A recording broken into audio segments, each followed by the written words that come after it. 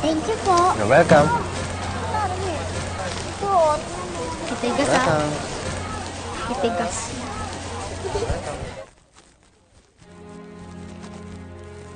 Mantayin mo muna ito sa akin, ha? Saan ka pupunta? Kukuha pa. Bawal kaya? Hindi akong bahala. Sige na! Thank you po. Welcome. Oh! Teka, di ba kakapila mo lang dito? Isa ka pa? Para po sa akin yun. Yung ngayon po, para naman sa ate ko. Jonas, bakit? Eh, tita, itong batang makulit na to, si Simple pa ng kuha. Uulit siya. Minsan lang naman po ako makulit. Para po talaga sa ate ko yung hinihingi ko. Bakit? Nasaan ba ang ate mo? Bakit hindi siya ang pumila dito? Nasa langit na po siya. Namatay na po siya bago po ko yung panganak ng nanay ko.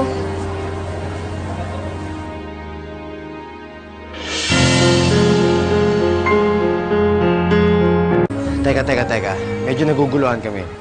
Ang sabi mo kanina, namatay na yung ate mo bago ko pa pinanganak, di ba? So, paano ka nautusan? Nag-iwan po ng sulat sa akin si ate. Gusto niyo po, ipakita ko pa po sa inyo? Hindi na. Jonas, bigyan mo na. Sige po, tita.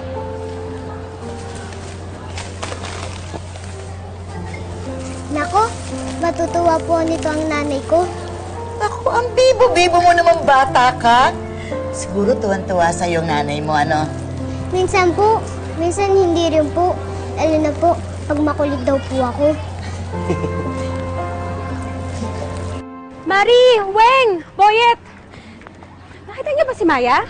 Ay, nandun po, nanghihingi ng relief. Itong batang to, oo. Maya! Maya! Maya!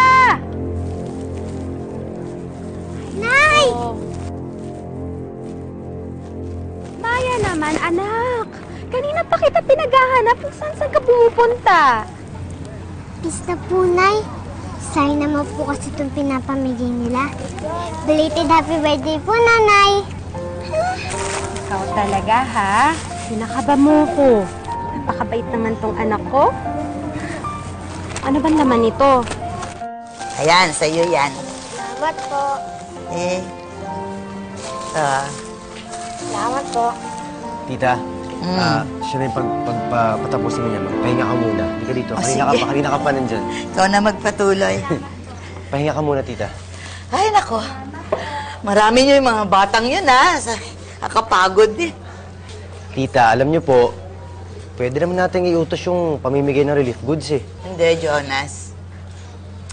Alam mo, nakakagaan ang loob kapag ngumingiti ang mga bata, lalo na pag ako ang nagbibigay.